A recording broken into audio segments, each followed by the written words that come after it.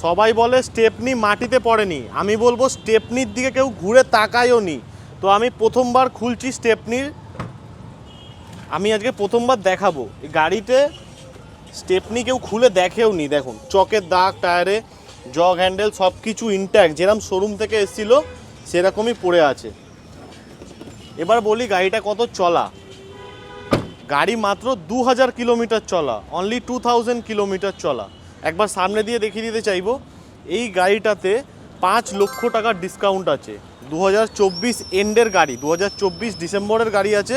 নতুন গাড়ির দাম হচ্ছে 15 লাখ টাকা, life time tax, ZXi plus. এই গাড়িটা দেবো একটাই দাম, একটাই ফিক্সড প্রাইস, 10,19,000 টাকা, 10,19,000।